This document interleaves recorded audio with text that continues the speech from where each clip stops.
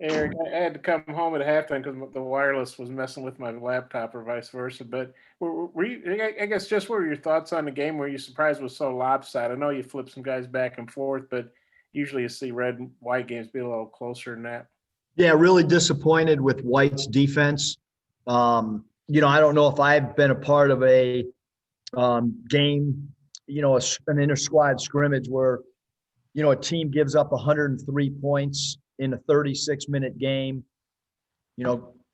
67 to 103 is, the numbers on White are, pretty much meaningless if you lose the game by that much. And obviously, we made the switch with JD. I wanted him to play with that red group as well as Vance. The good thing is there's a lot of things that we need to clean up. I was really impressed with red.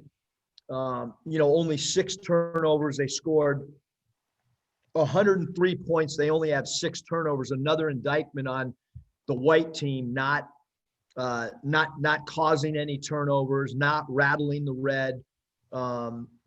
6 turnovers to 27 points. 6 turnovers to 27 assists. So I was happy with the ball movement with red. Jalen Tate was, phenomenal. 8 assists and 0 turnovers. Just what we want, out of play at that position. I thought JD offensively was really, really good in that second half with, scoring 24 points in 16 minutes. And the best thing about JD in the second half was that he had 5 assists. And then, really good 3-point shooting with both teams, 23 of 54 from 3. But on the flip side, and it's because we're playing, ourselves. I mean, we led the nation in defending the 3 last year. And with so many new guys, they have not picked up the importance of defending the 3 with urgency. So that's going to get cleaned up. We broke out bricks the other day where the guys have to close out holding bricks in their hand. And those things are going to become a heck of a lot more prevalent in our next few practices to get, hands up in the vision of the shooter. Thought Justin Smith played really well. He got his feet set on his 3 ball. Again, the assists I just keep talking about. I thought Justin made some really good, passing plays. And when you have a 3 or 4 man, a guy that plays the 3 and the 4 and has 6 assists like he did, I thought he played the right way. And then, really, really positive with Moses Moody was the 29 minutes and 0 turnovers. Because obviously, historically in the past, we've been a team that's a low turnover team. And we feel like that's a really important, stat for us. And now it's just, now I got to wait on my mom. I'm sure she'll be calling or texting or emailing the player grades any minute. Usually takes her about a half hour for her to get that thing from San Diego to here. That might have been her. It just beeped. Jason. Hey, Coach, I know you've wanted to find a guy or two that could maybe replace what Mason and Isaiah did from behind the 3-point line. Is JD one of those guys, based more than just tonight, but what he's shown so far in workouts with you guys? And is there anybody else besides him that could fill those roles? Well, I think for sure, JD is a guy that can score in bunches. And I think you saw that. Like, I thought he started the game off way too impatient, 1 of 5 from the field, bad shot selection. And then I think as the flow of the game, and after we told him, hey, let the game come to you, play some defense, he's got to get better defensively. He's got to play with more of a sense of urgency at all times. But yeah, certainly JD is a guy that can go get his own shot whenever he wants. He's got a really good step back threes. He's really good going to the basket and drawing free throws. He might be a guy that maybe comes off the bench. I don't know, and supplies his points that way. We're still trying to, to figure that out. And Moses is a guy that we're definitely going to run plays for. We did a segment yesterday for about 45 to 47 minutes where we came out of huddles and said, all right, 12 seconds down 2, 14 seconds down 3. And then we ran specific plays and specific actions. And I thought Moses, converted at the highest, when we went back and charted it, he was the guy that converted at the highest rate, at least off that one day. And then I thought you saw to start tonight, Moses had really good shot selection, and we did run some plays for him early in that first quarter tonight. Dudley.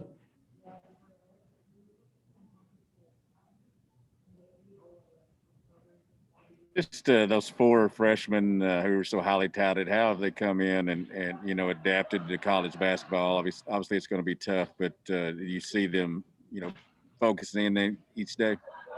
Yeah, I mean, I think that, just like, any freshman, whether it's here or anywhere else in the country, they're going to have good days and days where they struggle and days that it's kind of in between. It's interesting because you can't just go off one 36-minute segment because, Jalen Williams has really done a great job for most of our training camp segment. Maybe didn't play as well tonight as he has in practice. And KK probably played better tonight than he has in practice. And then with Devo, like he's a really, really good rebounder. He's really good in transition, but we've got to, and I thought he moved the ball tonight, but with all the freshmen, we want to lower the turnovers.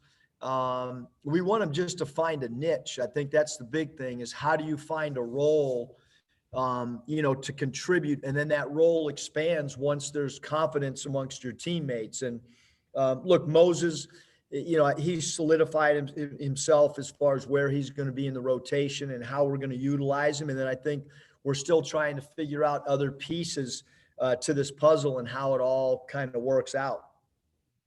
Hutch. Yeah, Eric, Justin was 3 for 3 tonight from beyond the arc. You kind of touched on earlier, but he didn't shoot a ton of threes at Indiana. Is that something you kind of expected him to add to his game this year? Well, I think that he's working at it, and he's had days in practice where he shot it well, and he's had days where he's really struggled from there. But I think as a coach, what you want to do is you want to give a player the freedom. If his feet are set, it's a good shot. And obviously tonight, he didn't take a lot of threes, but he made all 3 of them. His feet were set. They were not forced shots. And I think you saw that with Adrio Bailey last year. Adrio I think he had only made like 1 3 or something. And he made enough to keep the defense honest last year.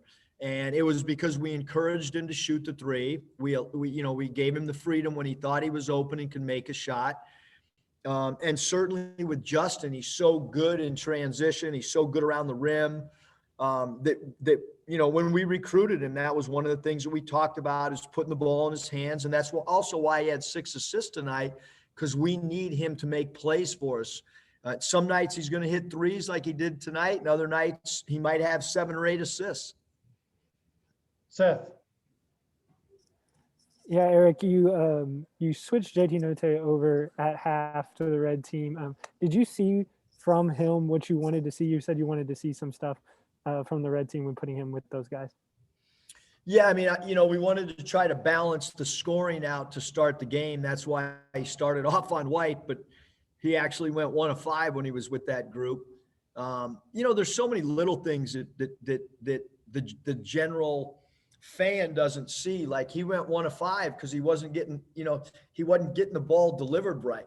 And then he went on that other team and the ball was delivered in his shooting pocket and the floor was spaced out. And so there's a lot of little things that go into this, and then we could run some different sets with JD, with the red team, just based on personnel. And, so I think that, certainly, and I think we might have, and you guys might have, I think I actually switched him at one point because Tate got hit and had a little bit of blood, and we didn't really have a point guard on that other.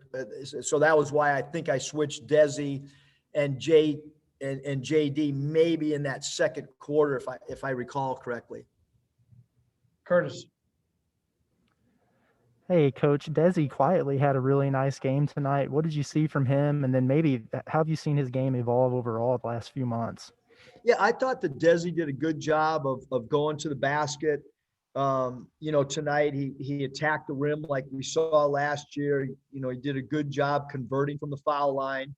Um, I mean, he didn't, I think he made 2 threes, which is not a lot for him. We got to continue to work with Desi defensively. Last year that was a point of emphasis. And we need to see a little more growth from him from a defensive standpoint, both as a team defender and as an individual defender.